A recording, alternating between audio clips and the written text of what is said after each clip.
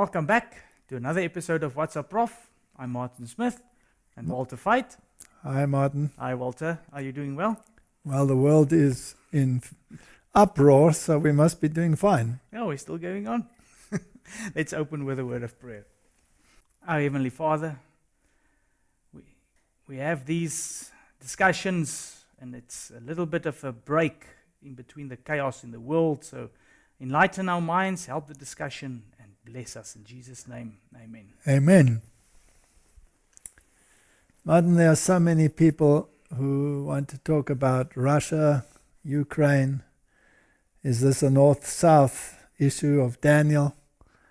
And we've been watching the situation for some time, but, we didn't want to jump right in and jump to confusions. Yeah. We would prefer some conclusions.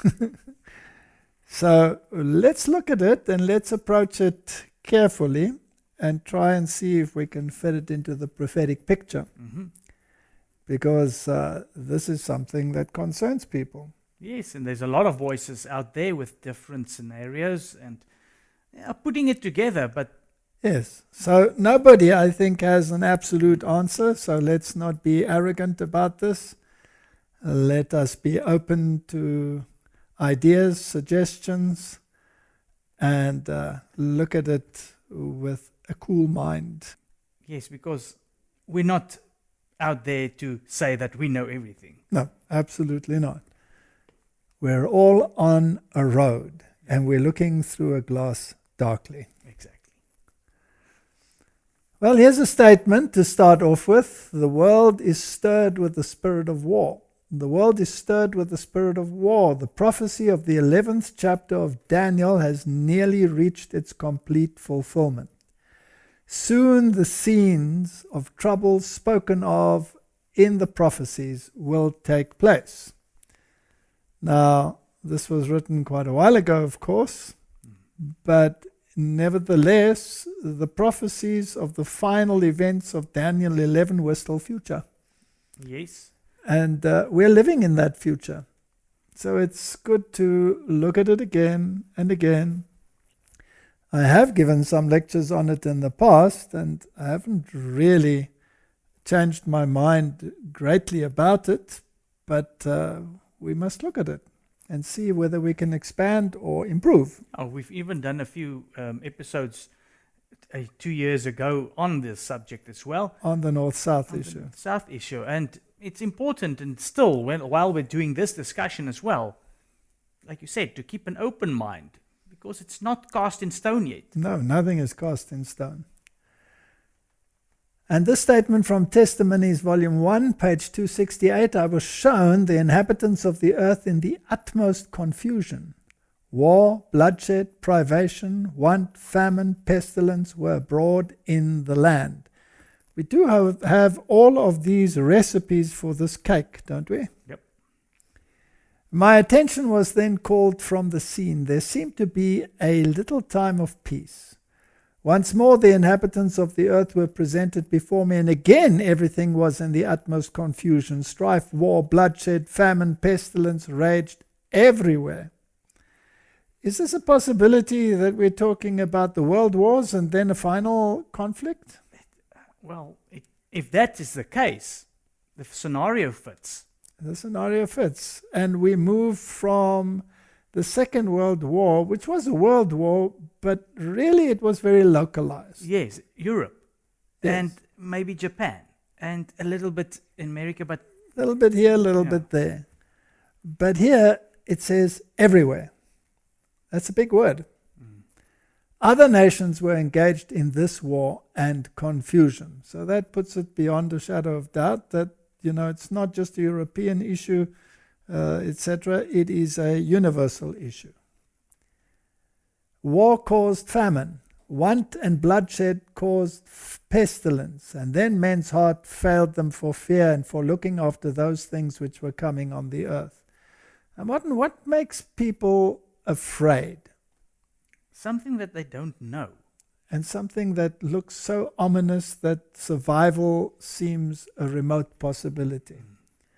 And would pestilence qualify? Yes. Would a nuclear war qualify? Definitely.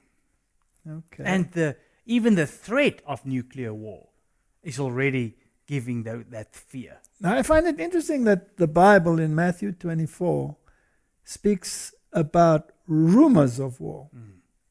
And rumors of war seem to be a very prominent feature, right? It is. And But- it's casting fear the whole time. Yeah, so there is war, but the rumor of war is the one that is casting the fear. It's almost as if it's worse off in the beginning, because eventually when it happens, it's almost as if the rumors have desensitized you. All right. So let's just look at a few verses here from Daniel 11, because that was our introduction, that this prophecy is going into fulfillment. So the king of the north versus the king of the south. Now, we're actually not living in these verses right here. We're living a little bit later, and we'll come to those verses that come after these. But there's an interesting or very important principle that we find here. Namely, that both of these kings, the king of the north and the king of the south, hearts shall be to do mischief, and they shall speak lies at one table. That's a very important clue. Very important. You cannot take this away, because you're going to fall into a trap if you don't adhere or listen or take attentive attention to this part. So here we have two adversaries, and they're speaking lies, and they're speaking lies at one table. So they appear to be adversaries, but they're actually sitting at one table. So the populace is being fooled. Now, this you would call a conspiracy theory, but this is a biblical conspiracy theory of biblical proportions. All right? What happens then? But it shall not prosper. What shall not prosper? Obviously, the mischief. Their plans. The plan shall not prosper, although they might appear to prosper. For yet the end shall be at the time appointed. In other words, they will lose their power. Can we assume that this is a global game where people are being lied to by two supposedly opposite parties that sit at the same table? Yes. That's How would you arrange that? Wouldn't you say that secrecy is of the utmost importance? Everything has to happen in darkness, and only what they want you to see is up in the open air. So you think secret societies will be involved? We have many statements in the spirit of prophecy that they are involved and that we should have nothing to do with them, right? So people that say this is a conspiracy will really have to do some explaining, because this is very conspiratorial. Now we need to find out what this mischief is and why the charade. Why? Obviously, the charade is to get the mindset of the people through the lies attuned to a particular plan. And that particular plan involves mischief. Yes, deceit. Yes, all right. So at the time appointed, he shall return and come towards the south, but it shall not be as the former or as the latter. We're dealing with a historic issue. But this prophecy also has a future fulfillment, as we saw in that quote from the Spirit of Prophecy. Just like Matthew 24 had a then-time future fulfillment. Now, what is the story here? For the ships of Kittim shall come against him, therefore he shall be grieved and return and have indignation against the holy covenant. And so shall he do. He shall even return and have intelligence with them that forsake the holy covenant. This is a very serious issue. So the ships of Kittim, does that imply that economic issues will be paramount? Yes. Definitely, it will be in turmoil. It'll be in turmoil. There will be an economic, oppressive condition that will cause people to, or the powers that be, to come to some kind of conformity so that they can perform mischief. But it's very important that the mischief is against the Holy Covenant. This is not only a worldly or secular occurrence, this is a religious thing as well. All right, so there's a religious connotation. And the ones who are involved in the mischief are those that have forsaken the Holy Covenant. So would you imagine that the Antichrist would fit very well into that picture? Definitely. I think he will be the leader. He will be the kingpin, right? Because he's the master of those that have forsaken the Holy Covenant. He is called the Antichrist. Yeah. All right? So let's unpack it a little further. And arms shall stand in his part, and they shall pollute the sanctuary of strength, and shall take away the daily, let's just call it daily, for they shall place the abomination that makes desolate. So we have a very religious aspect here. Arms shall stand in his part. He has military power behind him. He controls military power. Yeah. Martin, I have a question. If they're all sitting at one table, do you think that he might control both sides of the military power? I'm sure he does. Does this sound like a logical conclusion? Yes. Okay.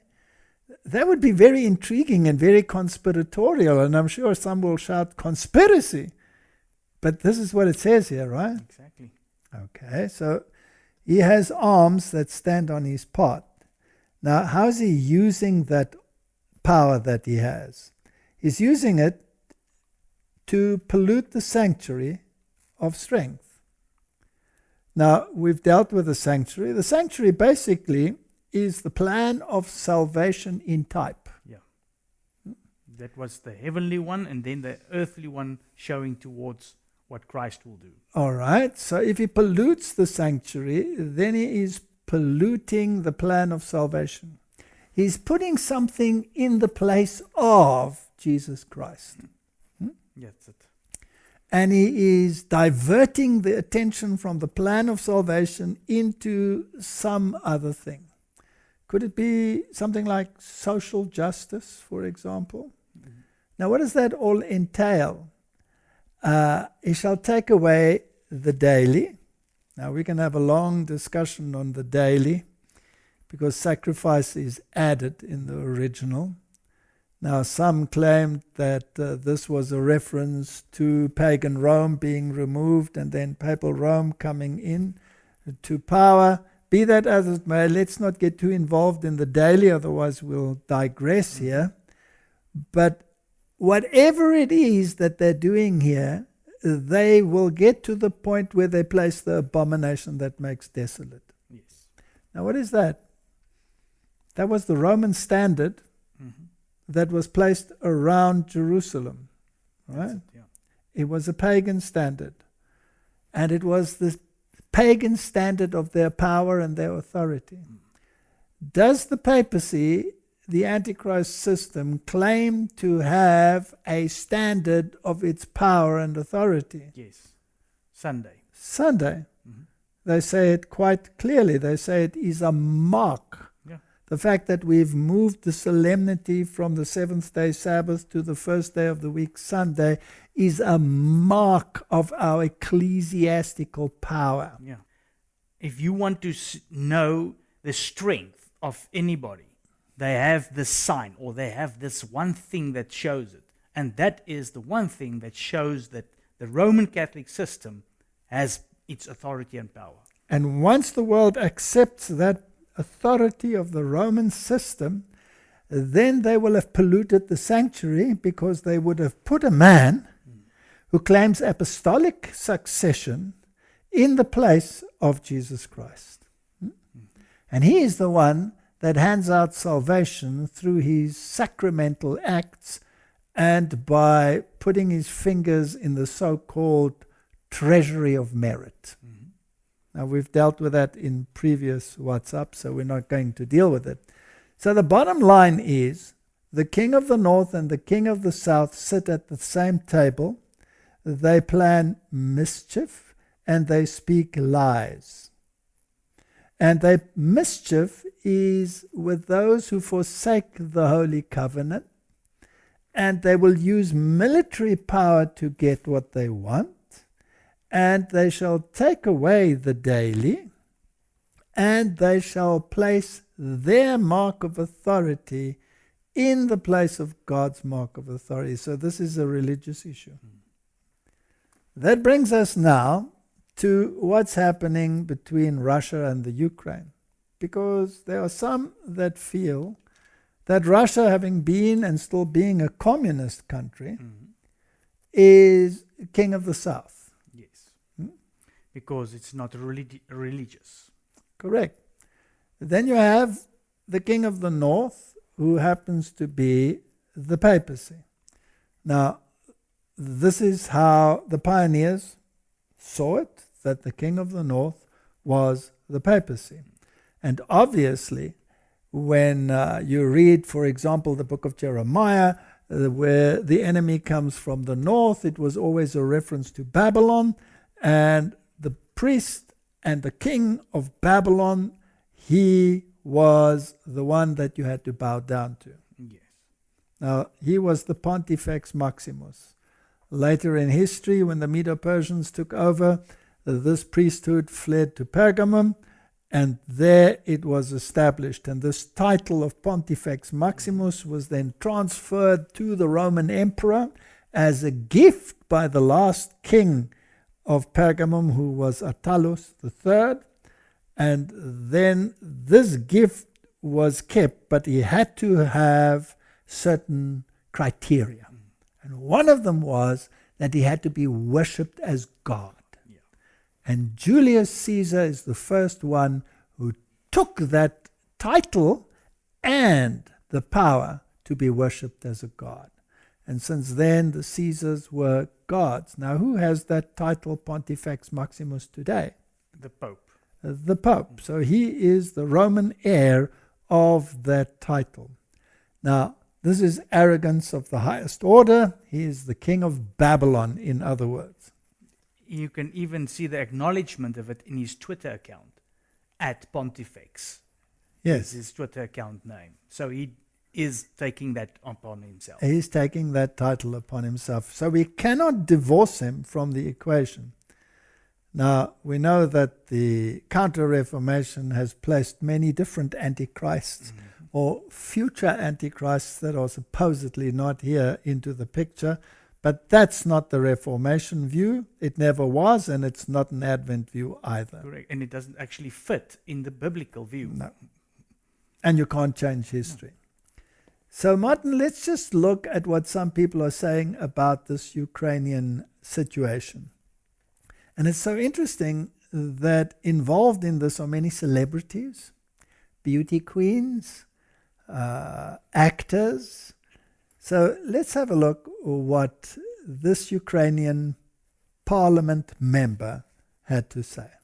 I'm staying here along with my crew. We are members of the resistance and we are armed. So when you are saying she says that she's armed and ready to fight, I'm not only saying this, we are proving this actually by our actions. So Ukraine right now resisting very hard. Putin is not getting any wins of what he wanted. And for now, it's 4,300 Russian soldiers are being killed on Ukrainian soil. So I think it's like a pretty bad result for a dictator, right? I think if those numbers are accurate, this is obviously not what Putin expected so far. For the rest of us that aren't Ukrainians, I think the world, quite frankly, Kira, is surprised by the will of the Ukrainian people to stand up and fight. Are you? Well, I'm not surprised. We have been fighting Putin for the last 8 years, and we had 3 revolutions in our country when we did not agree with what was going on with the direction of where we're moving in. But right now, it's a critical time because we know that we not only fight for Ukraine, we fight for this new world order for the democratic countries. We knew that we are the shield for the Europe. We knew that we are protecting not only Ukraine, we are protecting like all the other countries that would be next if we fail. That's why we just cannot fail. Do you predict Ukrainian victory over Russia in this invasion? Absolutely. I have no other scenarios in my head. I see people, I see women like me bearing arms and standing up to protect their families, their cities, and their countries. There is no force in the world that could actually destroy us. Well, Martin, there were some interesting things that she said. They're not only fighting for Ukraine, they're fighting for the New World Order. Yeah, and these democratic countries that make up probably NATO and all of this. And what was interesting for me is the part of the resistance. This is all sounds so dystopian movie-like. And I'm not trying to say that it's not bad in anything, but the way that this was portrayed on here, there's a few things that's a little bit hard for me to swallow. Well, she said literally thousands of Russian troops have been killed thus far.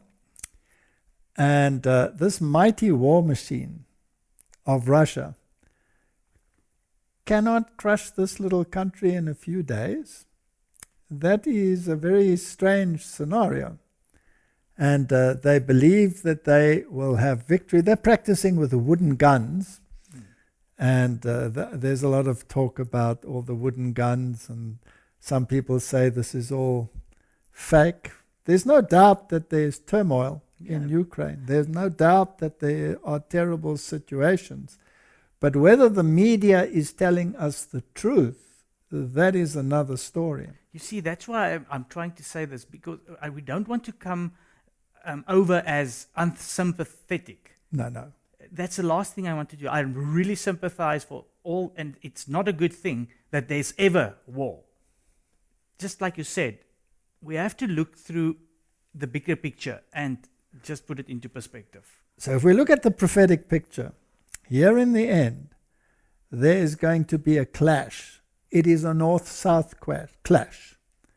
But they're sitting at the same table, and they're planning mischief. Together with those that are against the Holy Covenant. We know who they are. And the mischief involves deceit, and that will propaganda will form part of it. Absolutely. All right. Now, what is the agenda here? You know, many people believe that Russia, together with communist China, that they portray absolutely the king of the South, because that is communism, it's atheism, and that is what they stand for. Then the West, they stand with the king of the North. This is the idea that is out there. And with that, the king of the North stands for morality, and the king of the South for immorality. Now, that picture, to me, Martin, does not fit. No. And I'll tell you why. Because in the type, in the original, there were two literal parties. The one was literal Babylon. That stood for the religio-political system. And that literal Babylon was against the king of the south that stood for literal Egypt. Once you move into the spiritual realm, you cannot apply physical nations to the prophetic picture. And the book of Revelation in chapter 11 makes it quite clear when it says spiritually Egypt. Yes. When this power that comes up from the bottomless pit, this final conglomerate, which belongs to this terrible beast that has never changed its colors, really. When that comes up and rules, then there's this supposed clash with a spiritual king of the south. So we're dealing with a mindset. We're not dealing with nations. Now, once you make it nations, then your eyes are looking in a particular geographic area. Yes. And the religious world is doing exactly that. And we will show some videos of what the religious world believes. They believe this is all heading for a war with Israel, Yeah. because that is the prophetic picture that they have, which comes from futurism, which is based on lies. In fact, Jesuitical lies. Mischief. So let's try and get that out of our picture and say we're not dealing with countries. We're dealing with mindsets. In the Middle Ages, who controlled morality? The papacy. Absolutely the papacy. Rigidly did they use the secular power to enforce their morality. Yes. Yes. State had to enforce it. Since the French Revolution, did they lose that capacity to use the state to enforce their morality? Yes. It was called a mortal wound. That's it. All right? So they lost that power. But the mortal wound will be healed.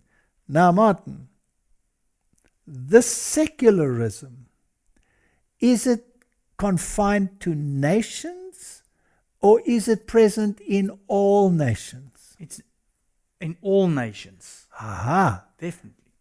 This king of the north mentality that we want morality to be controlled by a particular entity, call it the church. Is that in all nations? Yes. Yes. Well. Even in communist China. Exactly. Isn't the church underground but very active in China? Yes.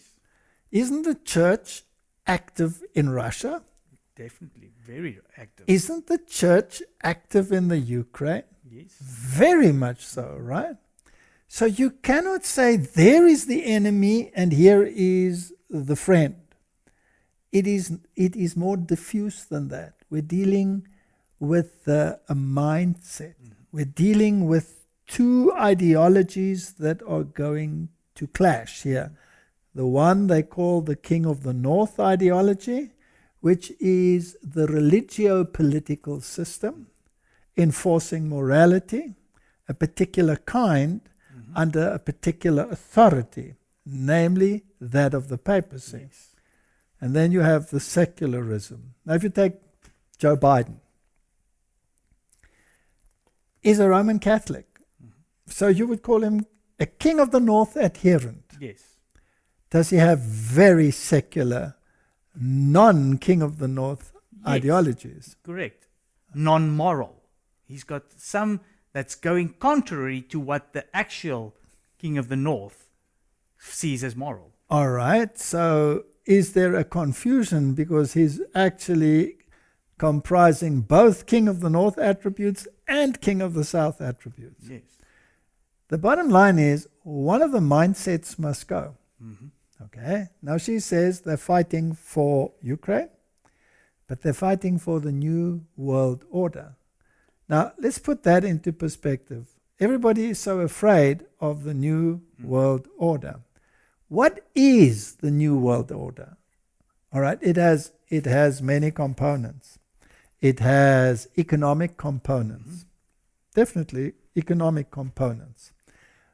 But the new world order comprises giving the power of the state back to the church. That's it. That is the new world order.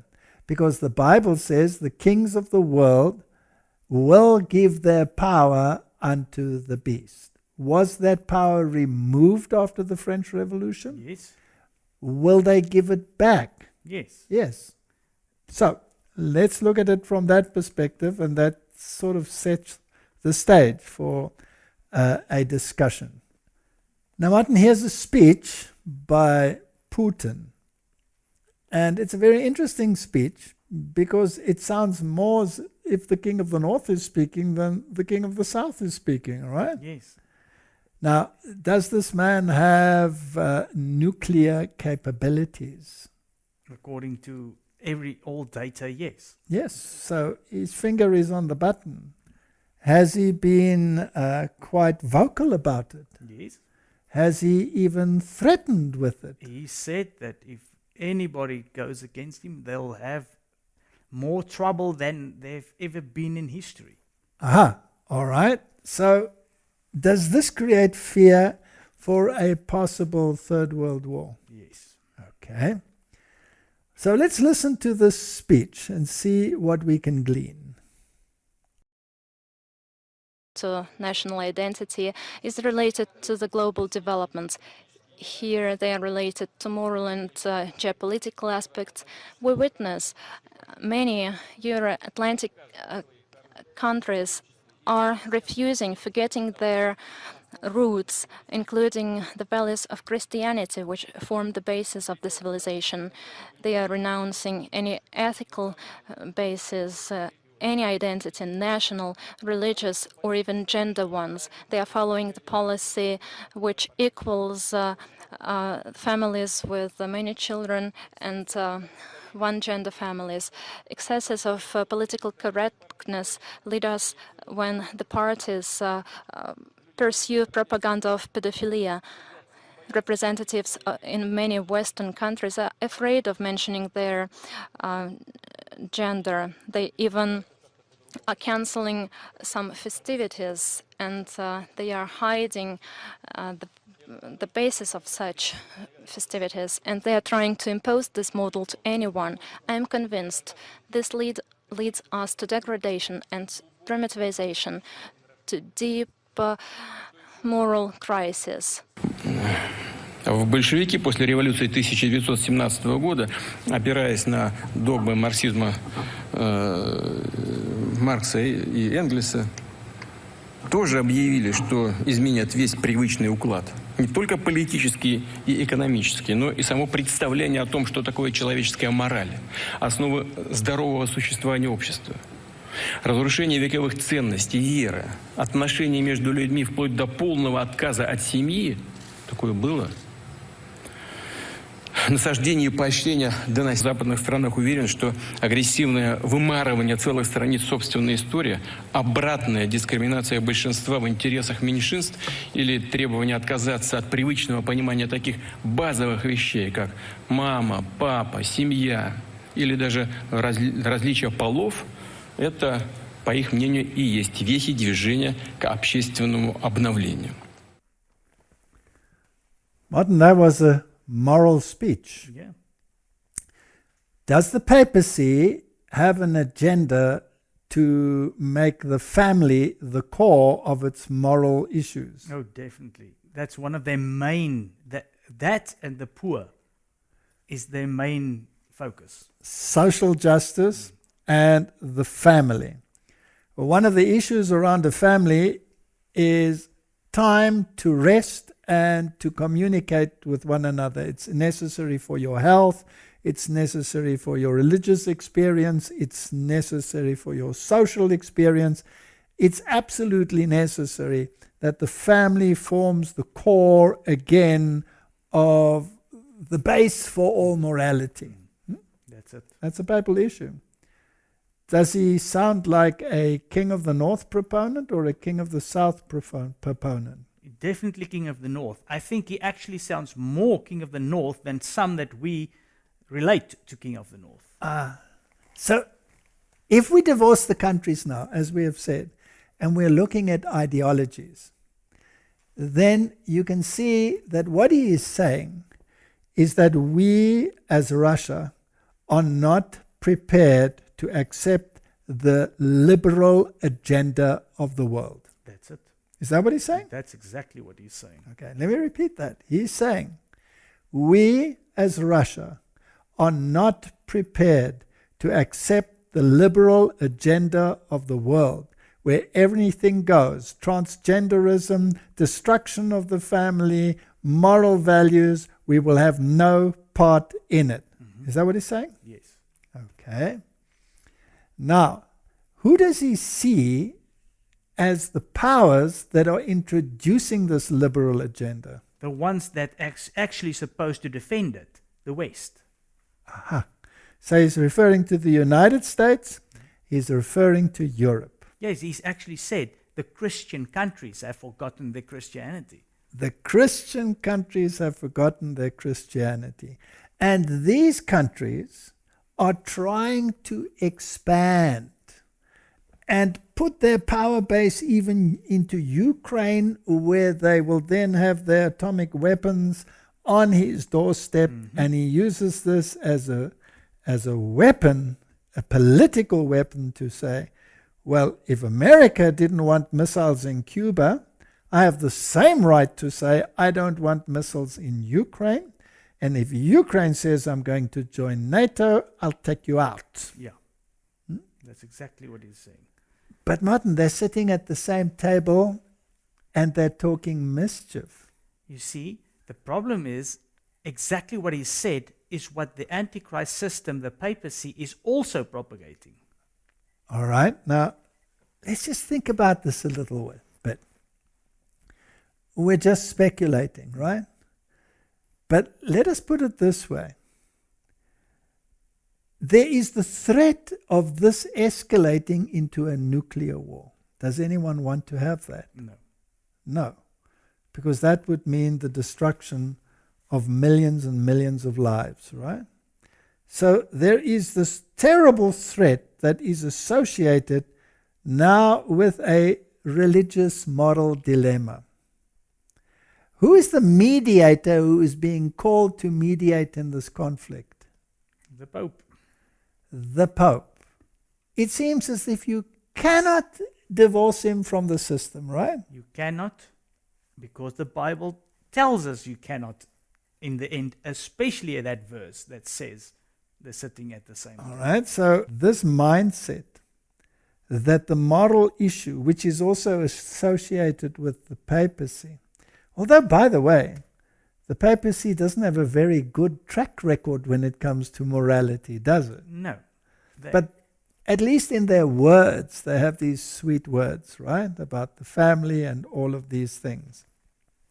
There are many, many in the world that do not want to go along with any form of religious mindset.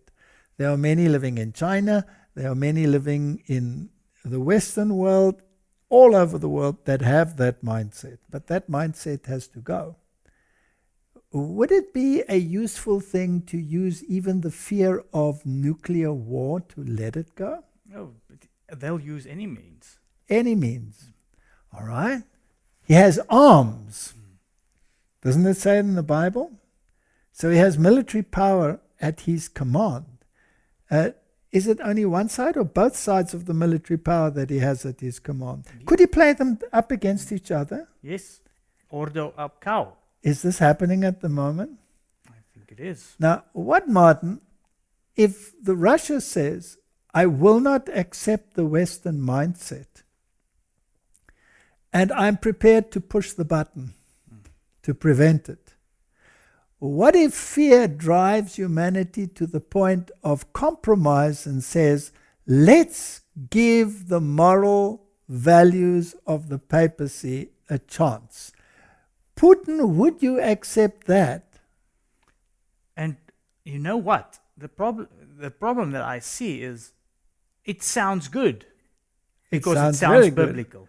And it could prevent war. And how would it look if anyone wants to go against prohibiting war and even it's got moral values attached to it? All right. So even those in the West that are opposed to the union of church and state, if it can prevent this Holocaust, wouldn't it be wise to give this power a chance? After all, this power portrays itself as so concerned about the poor, uplifting the downtrodden, and all it wants is to give the family its place back. And they don't realize that he's working against the Holy Covenant and setting up the abomination of desolation, namely his moral authority over and against God's moral authority. Is that a possibility? It is. And now you've put into the mix patriotism. So a lot of people will support this also because if you're a patriot, you understand that this is also morality in this patriotism that they support. Now, it's interesting to me that Russia is the one in the fray at the moment, because Russia is a religious country. Yeah. All right, it had enforced atheism on it for decades, but the Orthodox Church came out on top. But the Orthodox Church only came out on top once it had reached an agreement with the papacy. Yeah. Because communism is a papal invention. It was invented by the Jesuits, practiced in great detail in their reductions in South America, and then introduced via their agents, Karl Marx and all of those associated with him, and introduced into the Bolshevik Revolution. And you can actually deduce from what he said that he's against what the Bolsheviks and the whole communism era had portrayed. Okay.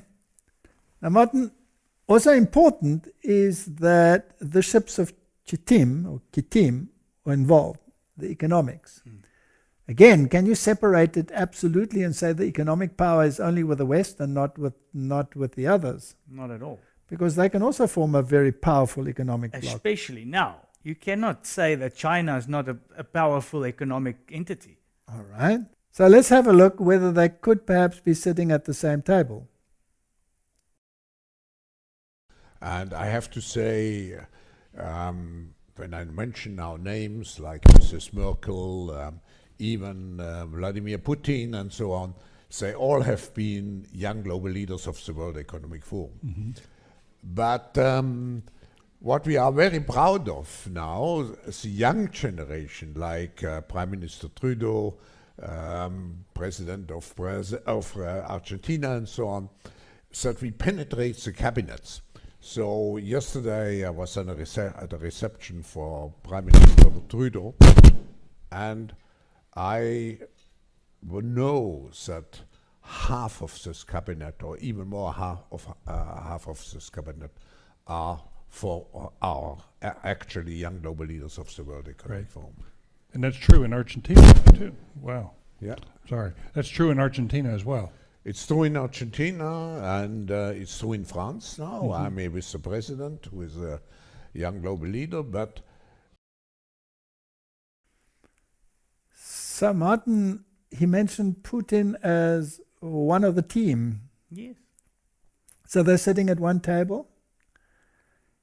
France, Macron, Trudeau, you mentioned them all. If you want to have ordo ab cao, you must always have an enemy, even if it is a perceived enemy.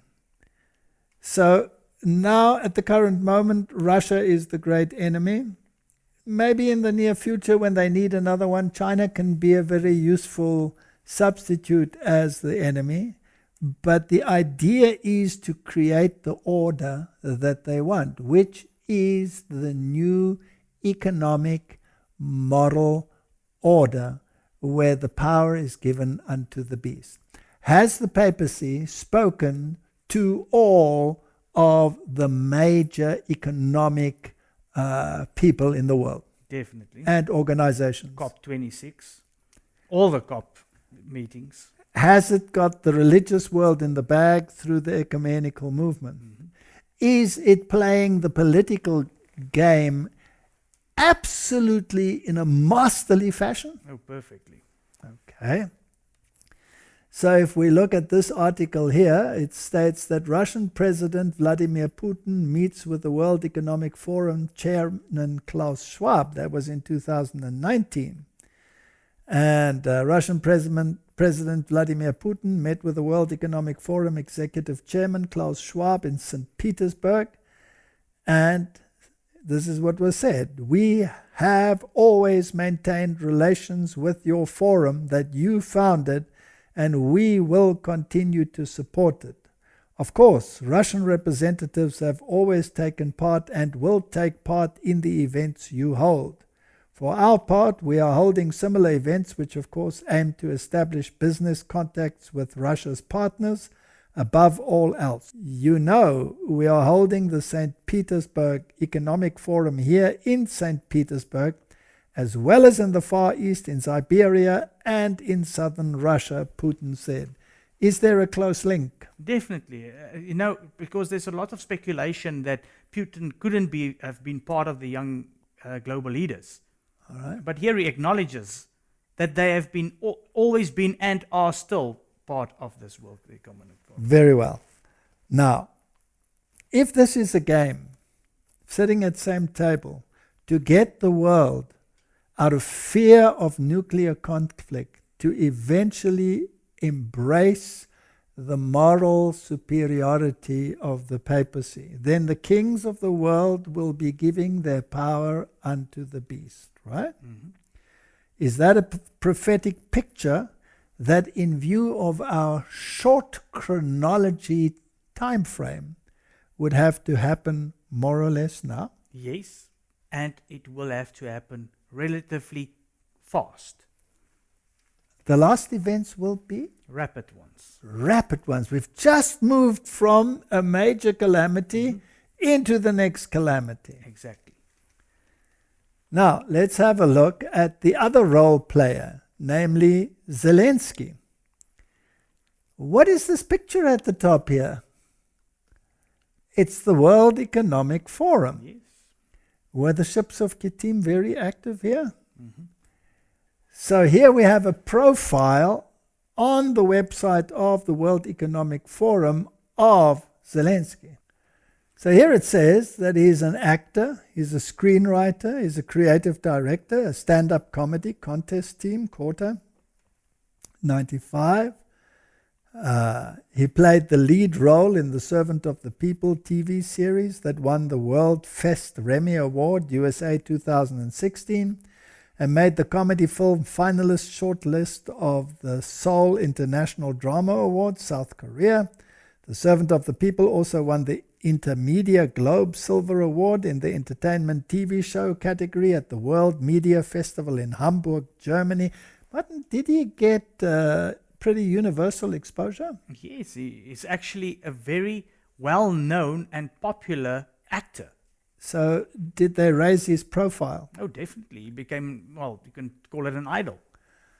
Now, Martin, when we look at politics, do actors play a large role? No, for a very long time already. I mean, Reagan was an actor. Yeah. John Paul II, the Pope, was an actor. Didn't the present Pope also play in movies? Quite a few. All Jesuits are trained in Jesuit theatre, after all. It's part of their game. They believe what the supposed Shakespeare wrote. All the world's a stage, and all the men and women merely players. All right? On the 21st of April 2019, he won the regular election with 73.22% of the vote, and on May 20, 2019, was sworn in as president of the Ukraine. So if they're all involved with the World Economic Forum, and Putin is also involved, do they all know each other very well? I'm sure they do. Are they perhaps sitting at the same table? Well, they're sitting at the same World Economic Forum table. Now, how does the world portray the issue at the moment? They're portraying Zelensky as this hero who has his military gear on, who has his bulletproof vest on, and he's the one fighting in the street, keeping away this big monster which is called Russia. Yeah. I believe if Russia really wanted to, it would take 2 or 3 days and they would have it in the bag, right? But they're dragging this out. All the world's a stage, and all the men and women merely players. We have to look not at the event, horrendous as it may be, because the Jesuits say that the ends justify the means, even if it means a lot of collateral damage. That's it. And that means even if there's a lot of people that has to die. All right, now what have we heard in the media? Now, what did that verse say? Are they speaking truth or are they speaking lies? Lies. All right. So the verse says that there was a crack team that was sent to assassinate him, but it was foiled. So he's being played up as the hero. Yeah. How much is truth and how much is lies, we will only one day know. We will one day know. Yes, and if you take the video that we've shown first about that parliament member, Yes. and there's the beauty queen that's armed and ready and fighting, it's a lot of hype to portray them as heroes. And you only hear a one-sided set of heroes. The other one is, they're trying to portray Putin as the stoic, sitting in his office with his stern face, etc., etc. But the Bible tells me that the end game is based on lies. It's interesting. I was trying to search for some comments or any news of the Putin side, and there's none. You cannot find anything. There's nothing.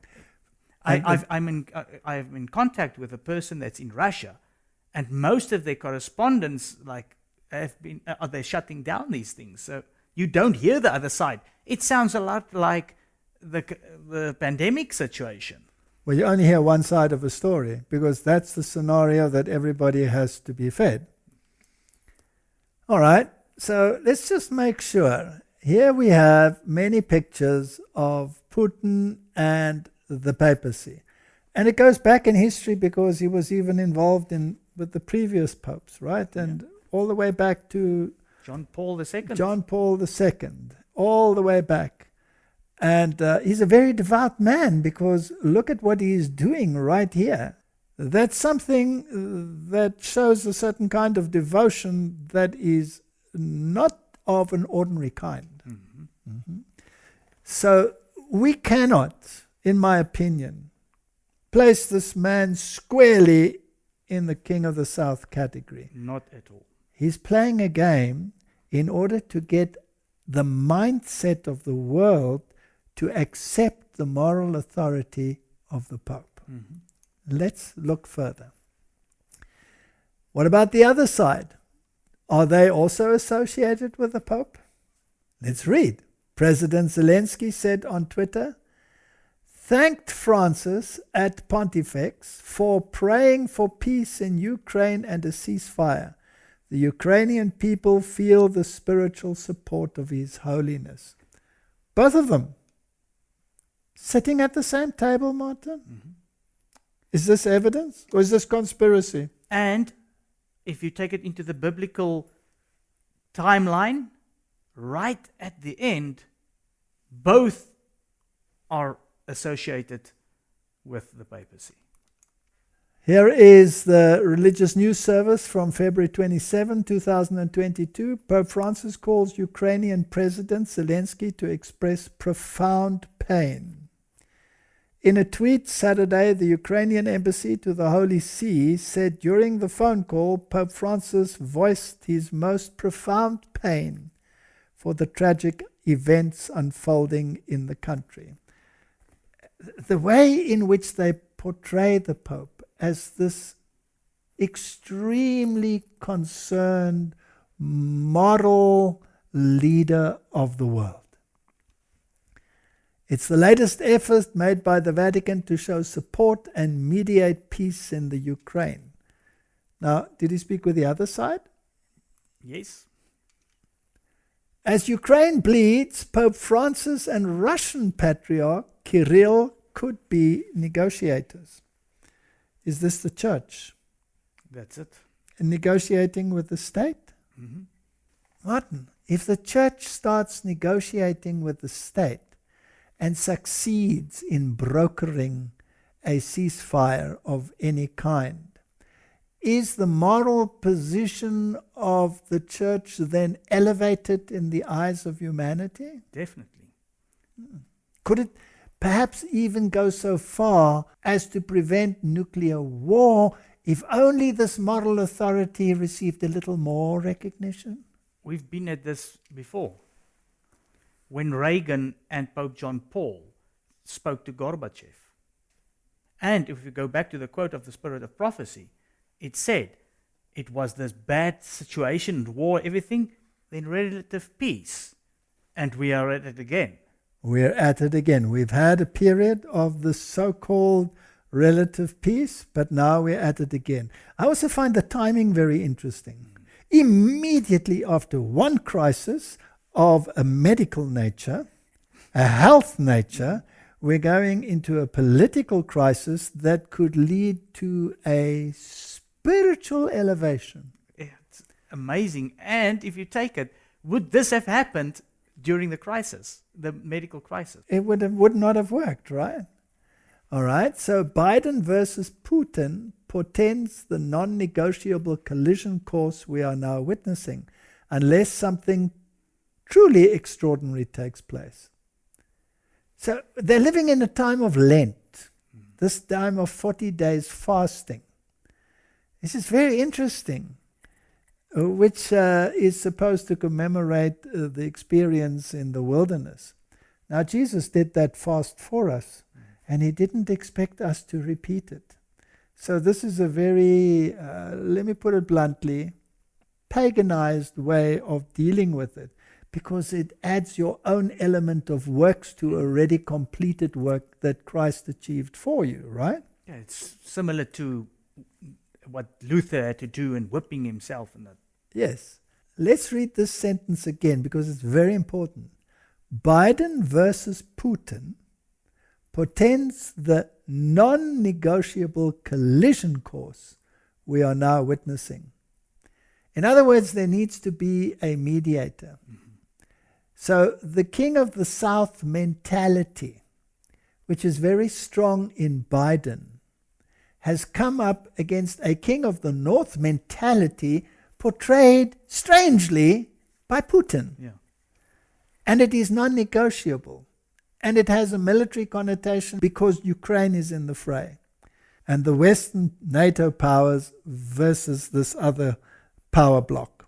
In other words, you cannot in this situation apply the label King of the North, King of the South to a country or political grouping. Exactly. Also not a person. It is a mindset that must be conquered. And it is interesting that these two mindsets are in a clash.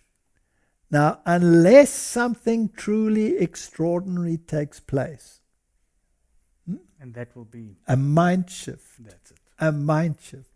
In 2016, Pope Francis became the first Catholic pontiff to meet a Russian patriarch traveling to Cuba to meet the person he called his brother. Ecumenism had brought them together. At first they were at loggerheads, and we know that the rift between the Orthodox Church and the Catholic Church comes over millennia. Yeah. So this has been resolved. So there is no conflict at the level of the church. No, isn't it interesting? If you just take, for instance, this Pope Francis, what he's managed in that area of the different religions, even with the Grand Imam, all of this, he's the biggest peacemaker that this world has ever seen. Yes. I saw a video many years ago of the Orthodox patriarchs coming into the Vatican and every single one of them bowing down and kissing the ring of the Pope. Now, so that has already been achieved. So the question is, could Francis and Kirill now initiate a conversation focused on their shared spiritual values? Is there ground for one more inspired handclasp between men of faith to restore peace? Church and state. Now, in this negotiation, who is taking the chair? The Pope. The Pope. If they succeed by reaching into the heart of this standoff, it could bring us back from the brink and deliver the second greatest miracle in modern history. Martin, I believe the kings of the world, in order to avoid a nuclear calamity, will have to give their power unto the beast. Exactly. And once he has done that, what did the verse say? They will set up what? Abomination of desolation. Ah, isn't that what we've been speaking about for years? That's it. So, Pope in the middle of Russia-Ukraine crisis. He's in the middle. The news tells us he's in the middle. The papacy is back in global politics. That is assuming it ever left. Martin, this has been a game that has been coming a long, long time. The gesture by Pope Francis to visit the Russian embassy in Rome on Friday was undoubtedly a notable event for a variety of reasons. The Vatican has a centuries-old foreign service of diplomats and spies, think tanks and journalists. Nothing that the Pope does is ever coincidental. Martin, this is the Asia Times. It sounds like a reference from the Bible. Yeah, or the spirit of prophecy. There's also the ponderous Vatican bureaucracy which makes the decisions for the Pope. But interestingly, Francis's visit to the Russian embassy on Friday was not listed in his customary daily program sheet of engagements. So there are negotiations behind the scenes. That alone makes it an extraordinary hands-on papal gesture that has no recent precedent. The US cable network CNN reported that the Pope spoke with the Russian ambassador for more than an hour and a half. Francis has called for the peaceful end of the conflict and is urging Catholics to set Wednesday aside as a day of fasting and prayer dedicated to peace in the Ukraine. Now, according to other sources, he actually spoke on the phone to Putin himself. So is he taking center stage in the political drama? Definitely. All right, so let's look at Catholic culture. The ambassador, Ukraine, would welcome papal visit, Vatican mediation to avert war. The papal visit will have a very great impact for the development of the situation. And let's see what they said. As I understand it, the Vatican would be ready and happy to create this possibility for meeting leaders from both sides. He added, Ukraine is completely in favor of this very influential, very spiritual place for a meeting. If Russia confirms its will to sit at the table, immediately Ukraine will respond in a positive way. So they are all willing. So at the moment it's happening telephonically through the various embassies. But he's taking center stage. So the Pope makes an unprecedented moves. He makes a personal appeal in remarkable Russian embassy visit. Pope Francis went to the Russian embassy on Friday to personally express his concern about the war in Ukraine in an extraordinary hands-on papal gesture that has no recent precedent. Francis later assured a top Ukrainian Greek Catholic leader he would do everything I can to help. The head of the Ukrainian Greek Catholic Church, the largest Eastern Rite Church in communion with Rome, welcomed Francis's protocol-bending diplomatic intervention and said it hoped it would help dialogue prevail over force. His Beatitude Shevchuk said the Pope later phoned him in Kiev and assured him, I will do everything I can. So here we have the church acting in unison together, using the papacy as the chair, as the seat of the power, as the negotiators. Now Revelation 17:12 says, And the 10 horns which thou sawest are 10 kings which have received no kingdom as yet, but receive power as kings 1 hour with the beast. So now this issue of 10 horns. If you read the book of Revelation, the 10 horns refer to the European powers and its affiliates. So one of the outflows of the 10 horn powers is, of course, the United States of America and any of the colonies in the world as well. There's also the other view that it's the 10 regions in the world. If you stick to the purely biblical picture, could you read that the Christian powers which thou sawest, which have received no kingdom as yet, receive power as kings 1 hour with the beast. So they will give their power unto the beast. So, Martin, when they give their power to the beast, there must be some precedent that induces them to give that power unto the beast. Because the Constitution in the United States says that church and state must be separate. What tremendous calamity could make them say it is expedient that we give our power to the beast? To prevent a nuclear war. Aha. Is that a possibility? Just a thought. I think it's very possible. So, who is being actually defeated? The mindset which says the church has nothing to do with the state. Correct. So that's actually the king of the south. That's the king of the south mindset. That has to go. And the force and the power of it must be so great that fear will be the weapon employed to induce humanity to embrace it. Correct. Did they do the same on the health issue? Yes. Isn't it a tactic that works very well It's for them? working very well. We'll get to that, but it's also working on the climate change issue. Okay. Here's an article from the Business Insider where the European Commission chief says about the Ukraine, they belong to us. They are one of us and we want them in.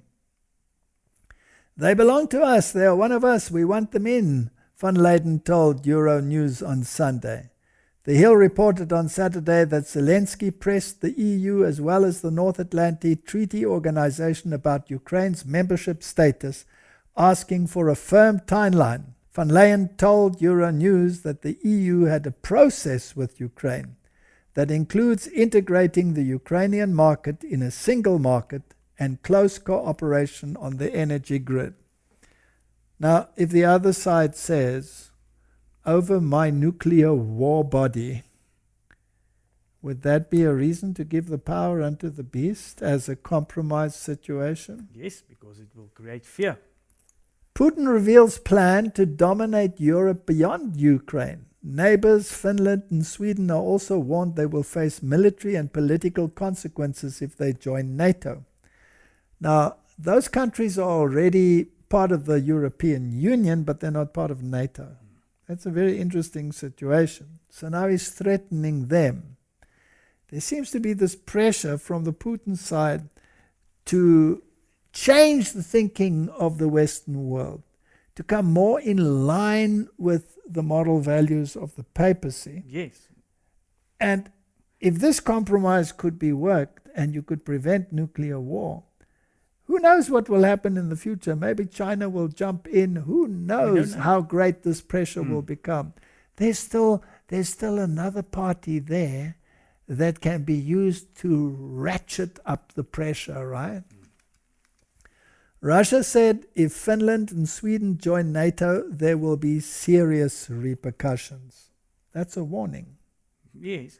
Both of those countries have said they will ignore what Putin is saying. Intelligence officials are worried Kiev would fall within days of the intense fighting. The spokeswoman of Putin's foreign affairs said Finland and Sweden should not base their security on damaging the security of other countries. So they're playing a very clever political game. You know, and the other thing is, it sounds similar to what happened with Hitler and the Second World War. So that again brings up this fear that's being driven. All right, what was the response of Finland? Finland will today debate joining NATO despite threat from neighbors, Russia, that they will face military and political consequences. So they will debate this, and they have reached 50,000 signatories. So if more and more countries want to join NATO, that would give more and more impetus to the possibility of a clash, even of a nuclear nature. So we definitely need some kind of compromise. And Martin, it's not only Finland and Sweden. Kosovo asked the US for permanent military base and speedier NATO membership. Kosovo has asked the United States to establish a permanent military base in the country and speed up its integration into NATO after Russia's invasion of Ukraine. Kosovo's defense minister, Ahmet Mihaj, said on Sunday, accelerating Kosovo's membership in NATO and having a permanent base of American forces is an immediate need to guarantee peace, security, and stability in the Western Balkans, Mihaj said on his Facebook page. So it appears as if the pressure is on Russia and that NATO is making Putin desperate to the point of being willing to push the nuclear button. What a perfect situation to get a new world order. And as we said, the new world order is not just about economics, because the Vatican controls economics anyway. It is about giving the power unto the beast. And this links on to that verse in Revelation where those kings get an hour of rulership with the beast. Now, Martin, is this something that has developed now just suddenly out of the blue, or has this perhaps been on the cards for a long time? No. If you go back, this has been coming for a long time. Didn't we just read in that article that the papacy plans long ahead? Now, in 2015 already, Gorbachev issued a warning that there could be nuclear war over the Ukraine. This has been planned for a long time. I think they've been sitting at a table for a very long time. In an interview with the German weekly news magazine Der Spiegel, 83-year-old former Soviet leader Mikhail Gorbachev said the crisis in Ukraine could lead to large-scale war in Europe or even a nuclear war. We won't survive if someone loses their nerves in the current tension. So this is a game plan. This is the game plan. Here's an article in the Express from March the 2nd. Means war with Russia. Putin to face full NATO power this week if slaughter not stopped. So is there a threat from NATO? Yes, you've got both threatening each other. Okay, Vladimir Putin has been warned NATO could opt to intervene directly in Ukraine if public pressure to stop the slaughter of citizens were to grow further. So this propaganda machine is doing a tremendous job here. Martin, do you think it's possible that some might think, well, maybe Russia by itself can still be contained? What if we throw China into the mix?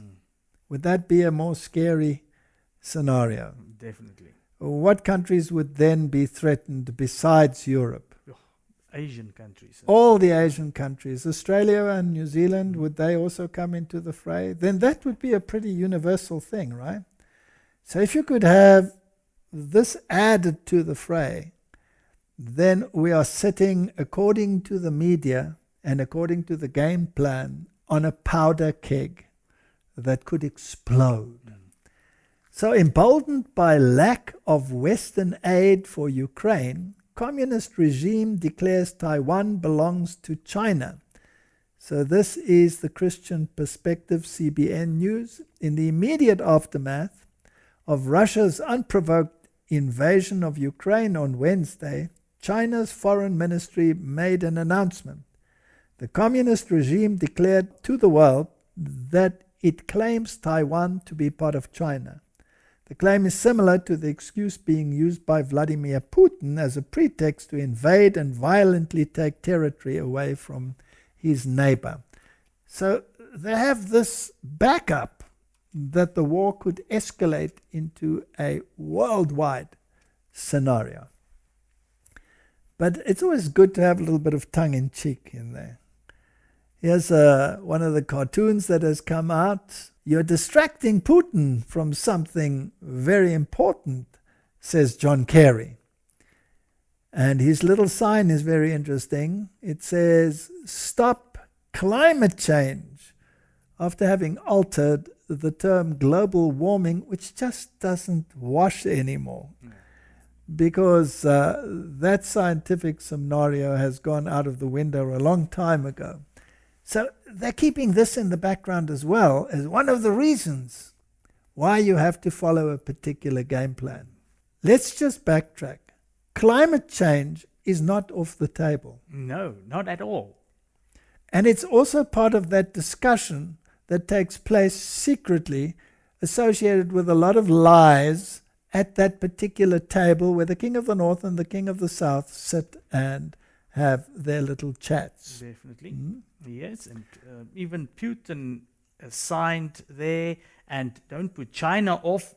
If you go back to those articles, they're also in there. They're all in there. So they've all signed those particular things. Now, what is interesting, climate change is also very much part of the papal agenda. But the papal agenda is not being followed. Let's put it this way, the script of the papal agenda is not being followed to the letter. It is given lip service, but it's not followed because the secular world hasn't given their power unto the beast. And let's check that out. Here is the article in the Jesuit Review. It's very important that these are the Jesuits speaking. These are actually the rulers of the world, though nobody wants to believe it. COP26 did not go far enough. It's time to take the Pope Francis approach to climate change. You see the issue? COP26 Climate Summit in Glasgow was a tale of two cities, one afloat on bold pledges and new promises, the other sinking under the weight of Greta Mania and the chants of blah, blah, blah from the followers of the Swedish environmental activist Greta Thunberg. Not even Barack Obama's celebrated oratory or a surprise US-China cooperation pact could reconcile the differences. Now let's see what the issue was. To better understand the contrast, we can explore another pair of cities, Paris, where a climate accord was hammered out in 2015, versus Rome and its body of Catholic thought.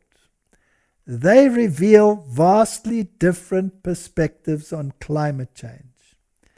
So do we have two mindsets? Yes. The issue is the same, climate change. That's it. But Pope Francis's climate agenda has a moral agenda attached to it. His approach is the one that has to be followed by the world. But the world is not following it. No. Is that a king of the north, king of the south clash? Yes. Okay. The Paris approach has everything backwards.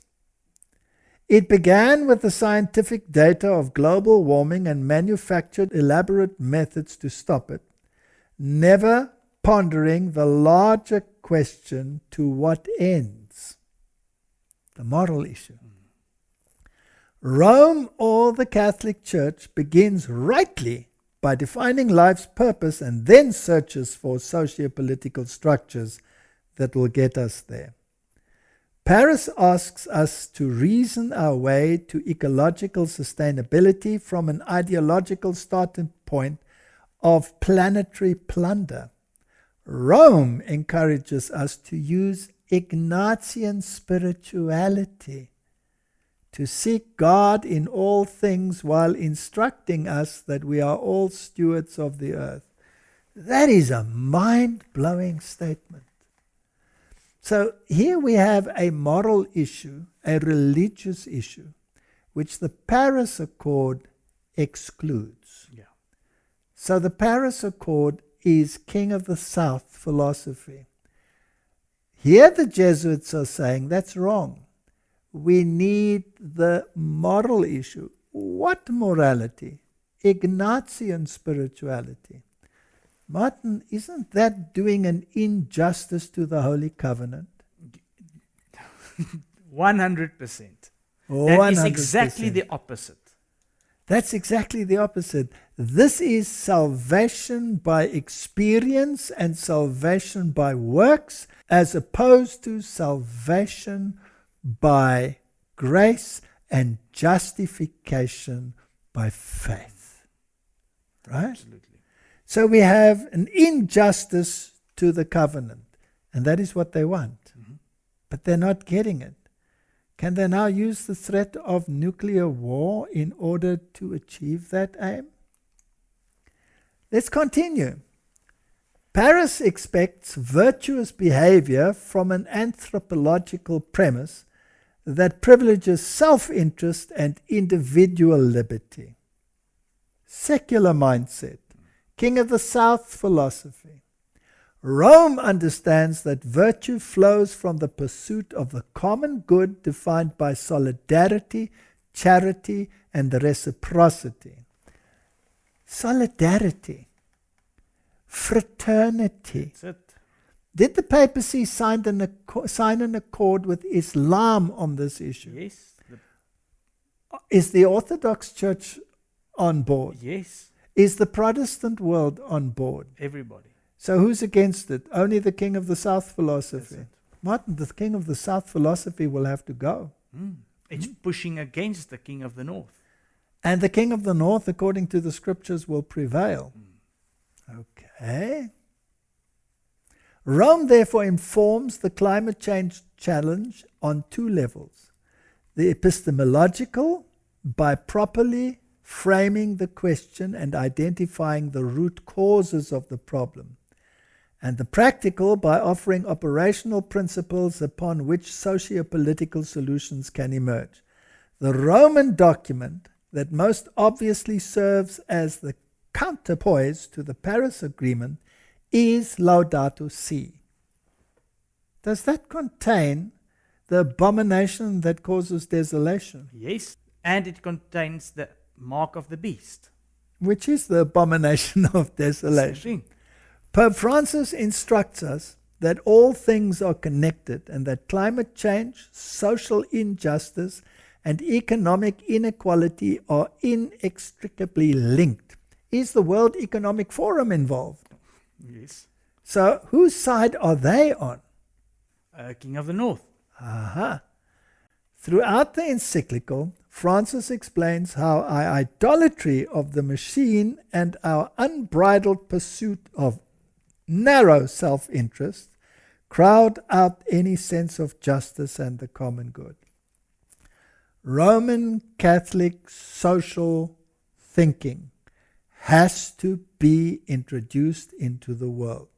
Do you remember that book by John Robbins, which is called Ecclesiastical Megalomania? Yes. Remember that we discussed that on a WhatsApp Prof? Perhaps people should look at that again. I'll put the link in again. Put the link into it. Then we can start seeing this picture forming. Martin, this is a prophetic picture that is so profound. So if we go to Daniel chapter 11 and we read further from verse 40, and at that time of the end shall the king of the south push at him. But Martin, they're sitting at the same table. So this is a historical event that happened when the papacy lost its political power, right? Yes. But Revelation promises that it will receive it back. Then we are told in the book of Revelation that this clash was also a north-south clash when the papacy lost its power. And that spiritually, the king of the south was Egypt. Spiritually, not literally anymore. So we cannot put it into a literal country. Yes, it's minds. It's minds that are clashing.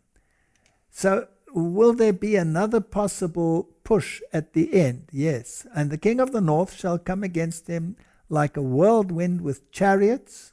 That's using a war machine, Martin. Horsemen, that's a war machine. That's soldiers on the ground. Many ships, that's the economy. And he shall enter into the countries and shall overflow and pass over. So his mindset is going to win. Yeah. He has the military of all these countries at his command.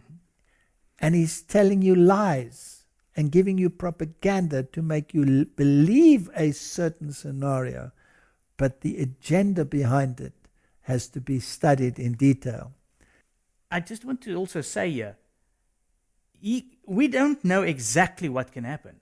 There can actually be maybe some nuclear bombs that goes off. But the end result will still be exactly what we've said the whole time. No matter how bad it becomes, the prophecy of the Bible will be fulfilled. And you know, Martin, what is a great possibility is that all of these things might happen. And the Bible says that the abomination of desolation will be set up. And then there will come a time of trouble such as never was. Perhaps then the buttons can be pushed. Yes. But then it is too late, Yeah. because it's after the close of probation. Now we also had this terrible warning in Daniel 11:41. He shall also enter into the glorious land, and many countries shall be overthrown. But these shall escape out of his hand, Edom, Moab, and the chief children of Ammon. Now those countries are all descendants of Abraham. In other words, what it is saying, he will also enter the church, even God's church. But many will escape out of the Protestant world, out of the religious systems, and they will join. Now it's interesting that it also mentions Edom. In other words, many in the Islamic world will also come to a knowledge of the truth at the end, and it's already happening.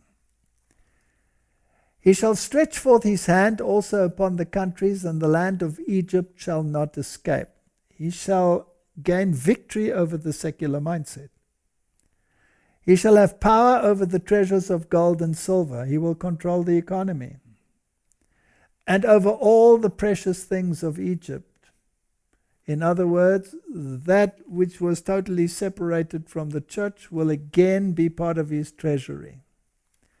And the Libyans and the Ethiopians shall be at his steps. In other words, all the nations will be in harmony with his thinking.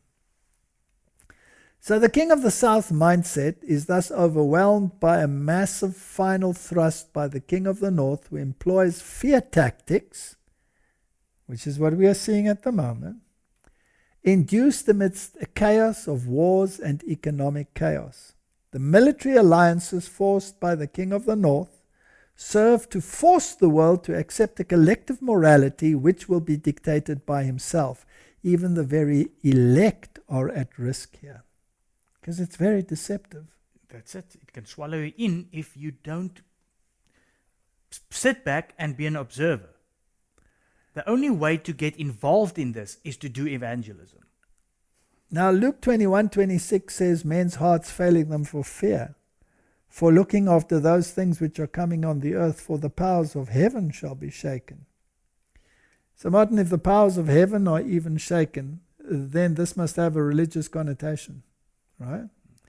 So what is coming upon the earth is going to be pretty dreadful, but we cannot stop it. And if we become involved on the level as the world is involved, we will miss the picture. A few years ago, I gave a lecture and I referred to two books. And I just briefly want to mention them again. Two recent books attempt to explain the relationship between the Vatican and the United States. Each has a different agenda, and thus they reach opposite conclusions. Common to both, however, is a primary focus on the debate over the legitimacy of America's war in Iraq.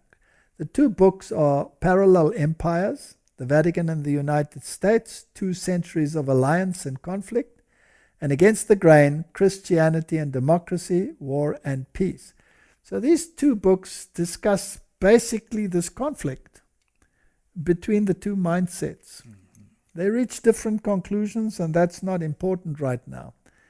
But Against the Grain is a book by George Weigel, who is a very prominent Roman Catholic thinker.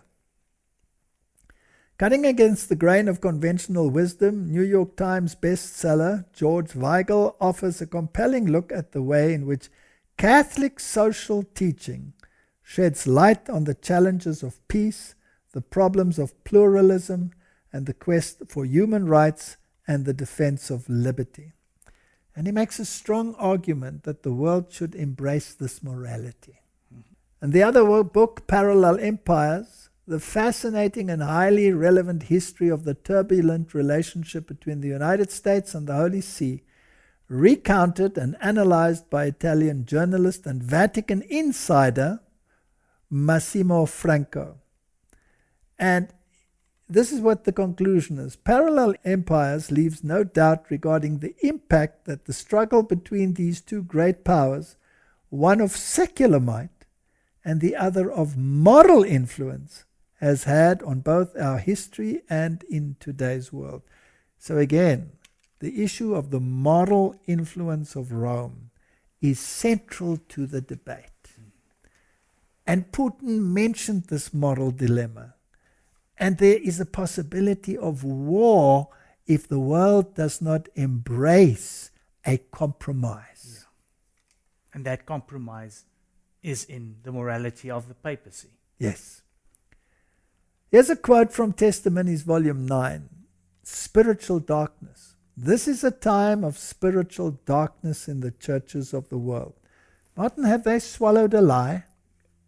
Unfortunately, yes, because these propaganda machines are putting all this forward, so they're just swallowing it and choosing sides. So not only have they followed a false prophetic scenario, which is a Jesuitical scenario, this whole issue of rapture and dispensationalism and the centrality of a literal nation, when this mindset is a universal war in every nation and every human mind and heart. Okay? So there's spiritual darkness. Ignorance of divine things has hidden God and the truth from view. The forces of evil are gathering in strength. Satan flatters his co-workers that he will do a work that will captivate the world. While partial inactivity has come upon the church, Satan and his hosts are intensely active. The professed Christian churches are not converting the world, for they are themselves corrupted with selfishness and pride and need to feel the converting power of God in their midst before they can lead others to a purer or higher standard. They're not going to go higher than the papal standard. No, because that's going to look like the biblical one. So they will miss the point.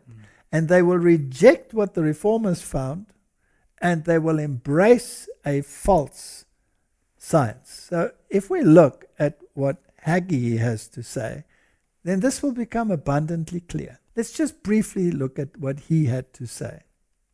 This may well be the day that historians look back declaring that this was indeed the birth of World War III. History is repeating itself. Putin is doing exactly what Hitler did to get World War II started. Hitler declared to European leaders his need to invade Poland. Europe failed to respond, and the UK, under the leadership of its weak Prime Minister Neville Chamberlain, bowed to Hitler's demands. The Iranian threat is real, and Iran must be stopped before these weapons become operational. Russia's military has been in the Middle East since 2015. Russia supports Iran. Iran trains, equips, and funds the terrorist armies of Hamas and Hezbollah, who are begging for the green light to attack Israel with a nuclear weapon. People of America, our nation is in a severe crisis. Now is the time to show our strength. Our leaders must take their rightful place at the head of the international table. They must start believing the threats of our enemies and stop ignoring the plight of our allies. There is a great responsibility with being a great nation. At this moment, we are shirking that responsibility and abandoning our greatness. If we do not use our freedom to defend our freedom, we will lose our freedom. Martin, that was quite a rousing little speech. And I think many people in the world will embrace his point of view. But that would make the Western powers the king of the North and the other powers the king of the South. Yeah. But I hope that we have shown that that cannot be the case. In other words, what he is portraying is the Jesuitical agenda for the end time events, rather than the biblical agenda, where the papacy is the beast of Revelation chapter 13. And the war is a universal war, not focused on a literal country somewhere in the Middle East. This is actually a false prophetic picture which should be set straight. Yeah. All right, Martin. So when this king of the north finally gets what he wants, he gets his power back, the mortal wound is totally healed. Once again, he is the moral heart of the kings of the world. Then we read Daniel 11:44, tidings out of the east and out of the north shall trouble him. Therefore he shall go forth with great fury to destroy and utterly to make away many. Now we've discussed this before. The tidings out of the east is the warning against the second coming of Christ. The tidings out of the north, well, he's the king of the north. Why is he worried about the north? Yes, so there has to be another north. There has to be another north, and that north is the throne of God. That's it. So this is the direct intervention of God in the affairs of men. And Christ will return from the east. This is the Advent message. The Advent message that warns that the time of his judgment has come, that Christ will return, and that you should not accept the mark of the beast or you will obtain the plagues. This will be especially prevalent after the close of probation. Now, has the papacy already voiced concern about evangelists that use the media to proclaim messages such as these? Yeah. Yes. He has, right? Definitely. All right. Daniel 11:45, and he shall plant the tabernacle of his palace between the seas in the glorious holy mountain, yet he shall come to his end and none shall help him. It's a rather sad verse, right? Yeah. What you were saying earlier, during the pandemic, if you were against the norm, you were labeled and ostracized. Now there's laws being written in that if you go against the narrative, then you are equal to a terrorist. That's a very sad state of affairs. So if we go to Daniel 11:45 and we look at them in the other translations, like the NIV or the New King James Version, it says, he will pitch his royal tents between the seas at the beautiful holy mountain, yet he will come to his end and none will help him. And the New King James says, he shall plant his tent of his palace between the seas and the glorious holy mountain. Whereas the King James says, in the glorious holy mountain. So he will even exert his influence within the church of God in the final days. This is something that we should be warned against. So Martin, we are living in very perilous times. And I don't know how others feel, but I feel that the final events are coming to fruition very rapidly. And this conflict, it's been dragging. And there are certain portrayals of heroes, as we have seen. Why? Because this message has to come through, that we need this moral mediation. And I believe that the kings of the world are on the verge or will be pressurized to give their power unto the beast, which they've probably done in secret already, just to convince the mindset out there that this is absolutely necessary for universal peace. And then when they achieve it, they will shout, Peace, peace and safety. and safety. And what will happen? Sudden destruction. May God help us to reach as many people as we can with the true gospel, the everlasting gospel, that we cannot give our power unto the beast and turn our efforts against the Holy Covenant. May God help us to set the record straight. Let's pray. Heavenly Father, the world is on the verge of the greatest deception in the history of humanity, and the result will be devastating.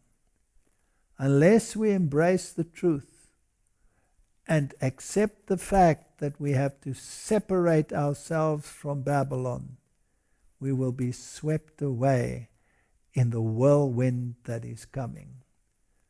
Help us to warn the world, and may you reach through your Holy Spirit all those that cling to you, that cling to salvation in Christ and Christ alone, and believe the Scriptures. I pray in Jesus' name. Amen. Amen.